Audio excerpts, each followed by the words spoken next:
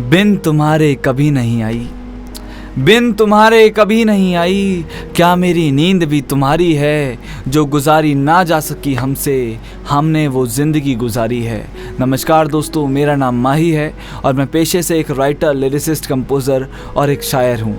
मेरे इस चैनल मतलब द म्यूज़िकल माही थ्योरी में आप सबका बहुत बहुत स्वागत है।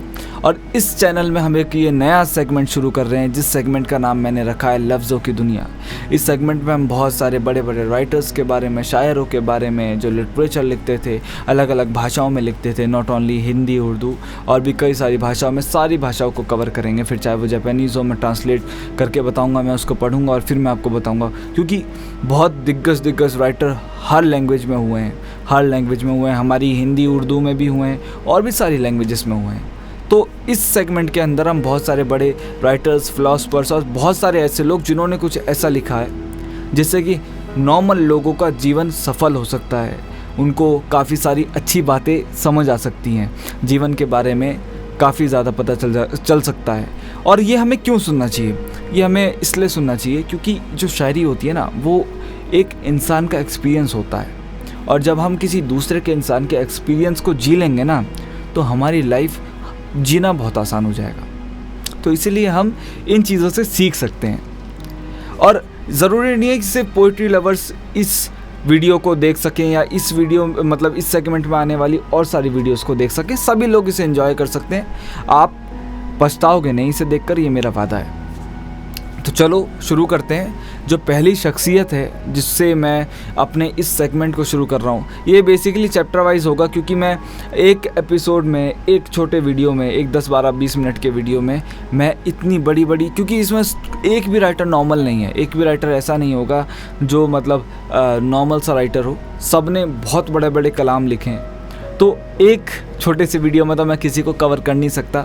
तो इसीलिए मैं हर चैप्टर की, जैसे अब ये मेरा फर्स्ट चैप्टर होने वाला है, इस चैप्टर की कई सारे एपिसोड्स बनाऊंगा और उन एपिसोड्स में हम इनकी कहानी को कवर करते हुए चलेंगे। तो पहला जो शख्सियत है जिससे मैं अपने इस सेगमेंट की शुरुआत कर रहा हूँ, उनका नाम है द जॉन एलिया। मुझे बहुत अच्छी तरह से मालूम है, बहुत अच्छी तरीके से पता है कि इनका नाम, इनका रुतबा, इनकी शख्सियत और इनकी शायरी किसी भी तरह के तारुफ, किसी भी तरह के इंट्रोडक्शन की कोई भी मोहताज नहीं है। इनको सभी लोग जानते हैं और इनकी मशहूरी का अंदाज़ा, इनके फेमस होने का अंदाज़ा इस तरह से निकाला जा सकता है कि आज इनकी इंतकाल को 20 बरस हो चुके हैं और आज भी ये इतने ज़्यादा पॉपुलर हैं कि इंटरनेट पर सबसे ज़्यादा गूगल किए जाने वाले अगर कोई राइटर हैं, अगर कोई शायर हैं, तो उनका नाम है जॉन एलिया।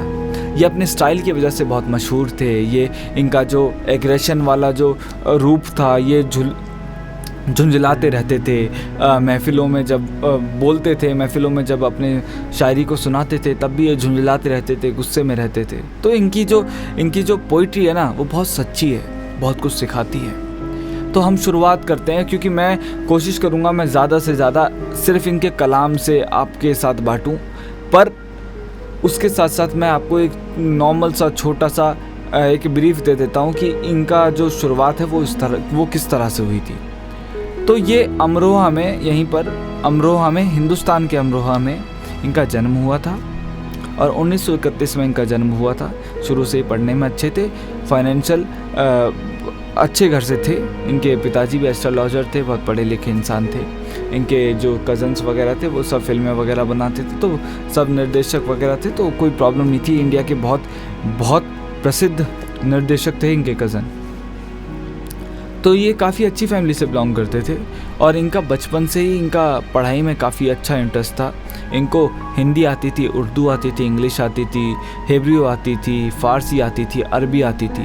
सोचो कितनी सारी लैंग्वेजेस इनको आती थी, और ये लैंग्वेजेस एक भी इनमें से आसान नहीं है, बहुत मुश्किल लैंग्वेजेस हैं। तो ये शख्सियत इतनी बड़ी थी, शुरू से ही इनको लिखने का शौक़ था, इनको शायर बनना था, इनका विज़न क्लियर था कि मुझे यही करना है।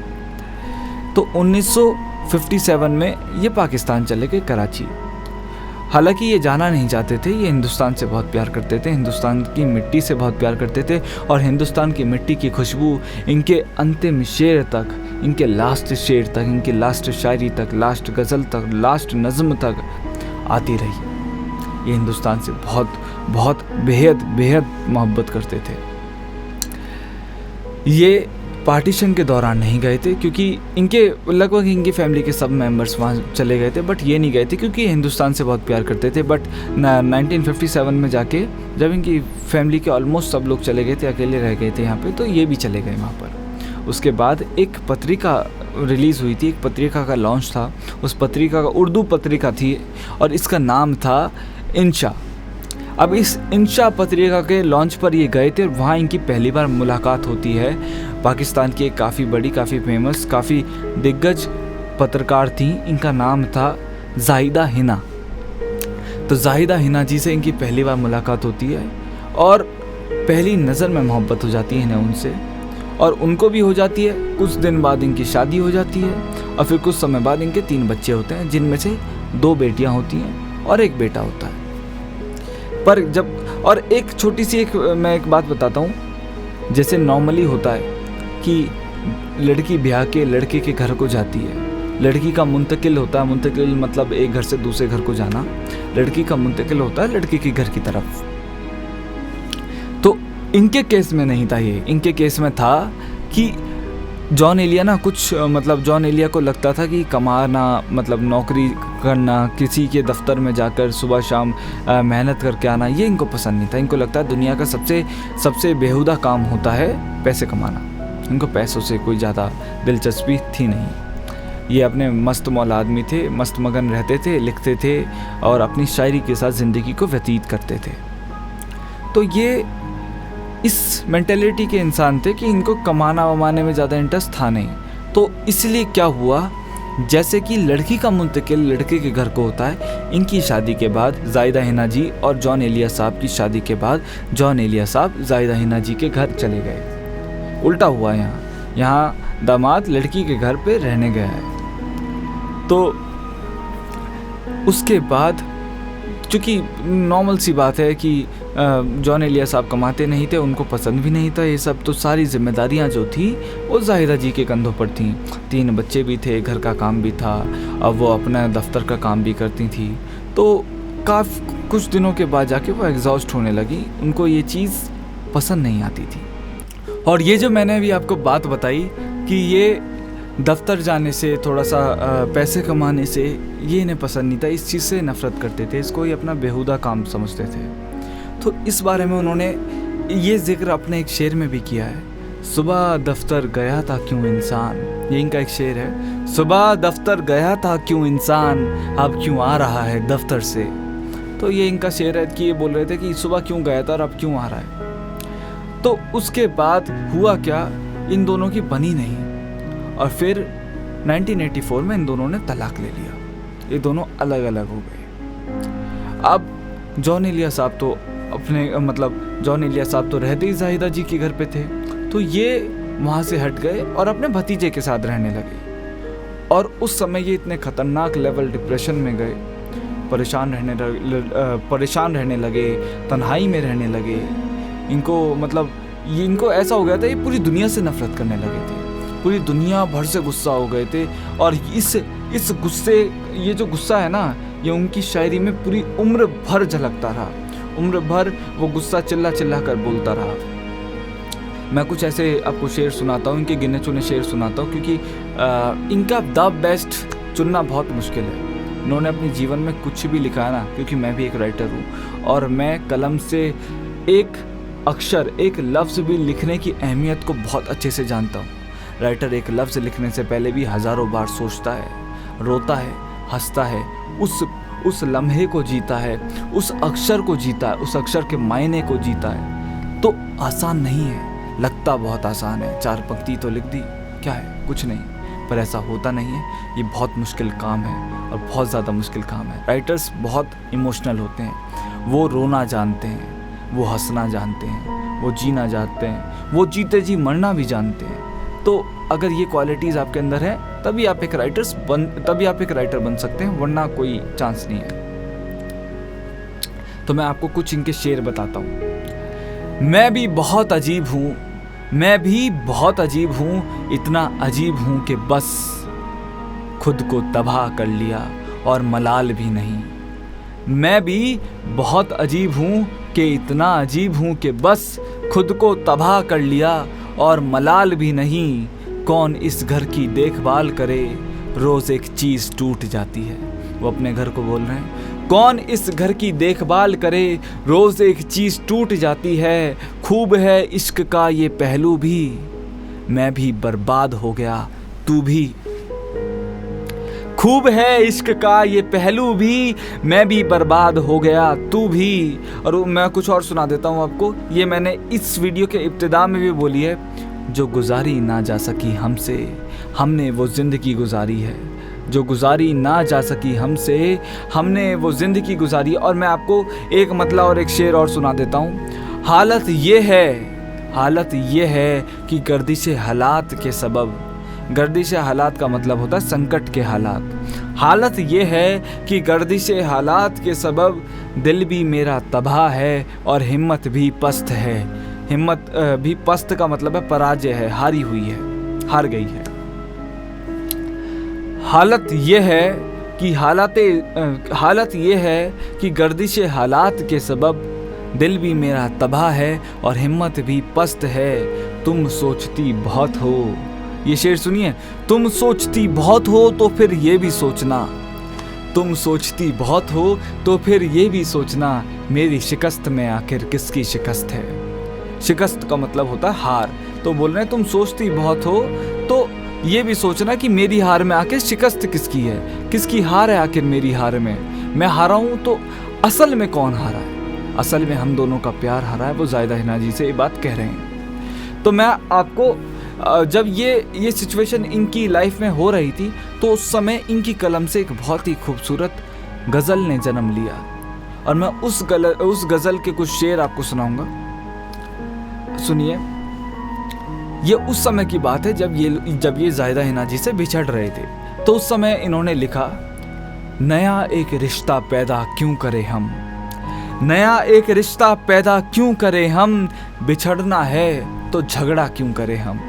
खामोशी से बिछड़ गए, प्यार से बिछड़ गए। जब बिछड़ना ही है तो झगड़ा क्यों करें। जब समझ आ गई कि अब निभ नहीं रही तो जुदा हो जाते हैं।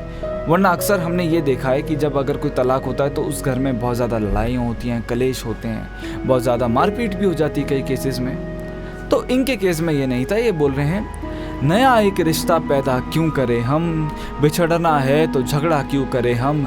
खामोशी से अदा हो रस्म में दूरी, दूरी की रस्म खामोशी से अदा हो, खामोशी से अदा हो रस्म में दूरी। ये हंगामा बर्पा क्यों करें हम, खामोशी से अदा हो रस्म में दूरी। कोई हंगामा बर्पा क्यों करें हम। ये काफ़ी है कि दुश्मन नहीं है हम, ये काफ़ी है कि हम दुश्मन नहीं, ये काफ़ी है कि हम दुश्मन नहीं हैं। वफादारी का दावा क्यों करें हम, समझ रहे हो। ये काफ़ी है कि हम दुश्मन नहीं हैं, हम ज़ाहिदा जी के दुश्मन नहीं हैं, ये काफ़ी है। तो वफादारी का दावा क्यों करें हम। आगे सुनिए, वफा इखलास, वफा इखलास कुर्बानी मोहब्बत। वफा इखलास मतलब मेल मिलाप होता है। वफा इखलास कुर्बानी मोहब्बत, अब इन लफ्ज़ों का पीछा क्यों करें हम। वफा इखलास कुर्बानी मोहब्बत, अब इन लफ्ज़ों का पीछा क्यों करें हम। अब इन लफ्ज़ों का पीछा क्यों करें हम। किया था जब हमने, किया था अहद, अहद का मतलब वादा होता है। किया था अहद जब लम्हे में हमने, अहद मतलब वादा, कहना चाह रहे हैं किया था जब वादा लम्हों में हमने, पलों में हमने, कुछ ही सेकंडों में हमने जब वादा किया था अहद जब लम्हों में हमने, तो उम्र भर इरफा क्यों करें हम। उम्र भर इरफा का मतलब होता है ज़िंदगी भर पूरा क्यों करें हम। जब एक लम्हे में ही हमने इस वादे को किया था, साथ भर निभाने के वादे को किया था, एक दूसरे का साथ देने के वादे को किया था, तो पूरी ज़िंदगी हम इस वादे को पूरा क्यों करें। लम्हे में किया था तो लम्हे में तोड़ दिया। तो इस शेर से वो ये कहना चाह रहे हैं। एक और सुनो, एक और मैं इसका जो आखिरी शेर है वो आपको सुना देता हूँ। हमारी ही तमन्ना, अभी जुदा हो गए फिर भी बोल रहे हैं, हमारी ही तमन्ना क्यों करो तुम, तुम्हारी ही तमन्ना क्यों करें हम। हमारी ही तमन्ना क्यों करो तुम, हम बिछड़ गए हैं। फिर भी हमारी ही तमन्ना क्यों तुम कर रहे हो, और तुम्हारी ही तमन्ना क्यों आज भी मैं कर रहा हूँ। तो ये बहुत ही खूबसूरत इंसान थे। मैं शक्ल सूरत वाली खूबसूरती की बातें कभी नहीं करूँगा, क्योंकि मैं उस चीज़ में मानता नहीं हूँ। मेरा मानना यह है कि सीरत खूबसूरत होनी चाहिए, इंसान की सीरत अच्छी होनी चाहिए, सुंदर होनी चाहिए, इंसान की सीरत पे क्या बोलते हैं, मेकअप होना चाहिए। ये सूरत वगैरह कुछ नहीं है, मिट्टी है, मिट्टी में मिल जाएगी। तो इसी के साथ इस फर्स्ट चैप्टर के, जॉन एलिया के फर्स्ट चैप्टर के इस एपिसोड को मैं यहीं पे एंड करता हूँ। नेक्स्ट एपिसोड में इनकी ज़िंदगी के दूसरे पार्ट को लेकर आएंगे जो इससे अलग है, इसीलिए मैंने सब सेपरेट रखा है। इसमें मैंने एक छोटी सी लव स्टोरी और उससे बिछड़ने के बाद जो इनके अंदर से जो लफ्ज़ों ने जन्म लिया, शायरी ने जन्म लिया, मैंने उसको आपके साथ बांटा। अब अगली जो मैं वीडियो बनाऊंगा, जो इसका सेकंड पार्ट होगा, उसमें मैं दूसरी चीज़ बांटूंगा कि ये दूसरी किससे मोहब्बत करने लगे थे। ज़ाहिदा हिना जी से मोहब्बत इन्होंने एक और चीज़ से की थी, और उसके बारे में मैं आपको अगले वीडियो में बताऊंगा। इस वीडियो को यहीं पे एंड करते हैं। अगर आपको ये वीडियो पसंद आया तो इस चैनल को सब्सक्राइब कर लीजिए, और अगर आपको इनकी शायरी जो मैंने अभी आपको सुनाई वो इनका 1% भी नहीं था, मैं आपको बता रहा हूँ 1% भी नहीं था। इन्होंने बहुत कुछ लिखा है अपनी ज़िंदगी में, इन्होंने बहुत कुछ लिखा है, और ऐसा लिखा है कि दिमाग घूम जाता है, बहुत कुछ सीखने को मिलता है, समझने को मिलता है। तो अगर आपको ये नज़में और ये शायरी जो मैंने अभी आपके साथ बांटी है पसंद आई, तो मैं आपको एक बुक रिकमेंड कर रहा हूँ। ये बुक है जॉन एलिया, एक अजब गजब शायर। ये लिखी है मुंतज़र फिरोज़ाबादी ने, इन्होंने इस किताब को लिखा है, और ये बहुत ही खूबसूरत किताब है। मैं इस बुक का लिंक आपको, अमेज़ॉन का लिंक जो है मैं आपको डिस्क्रिप्शन में दे दूँगा। अगर आपको जो मैंने अभी आपको सुनाया उसमें 1% भी इंटरेस्ट आया तो इस किताब को ज़रूर पढ़ना। इसके आधी किताब तो इसमें क्या बोलते हैं, प्रॉपर जॉन एलिया साहब की आत्मकथा है, कैसे कैसे सब कुछ हुआ, कैसे शुरुआत हुई, कैसे सब कुछ हुआ। उसके बाद इसमें ख़जाना है शायरी का। इतनी खूबसूरत शायरी है कि आप सुनोगे तो सुन्न हो जाएगा दिमाग। इस लेवल के शायर थे। तो अगर आपको, मैं इस बुक को स्ट्रांगली रिकमेंड कर रहा हूँ। अगर आपको शायरी में इंटरेस्ट है तो आप इस बुक को पढ़ सकते हैं। बहुत ही प्रसिद्ध बुक है, बहुत बिकी भी है ये किताब, तो आप इसे ले सकते हैं। तो इस वीडियो को यहीं पे एंड करते हैं। Thank you for watching this video till here, and take care.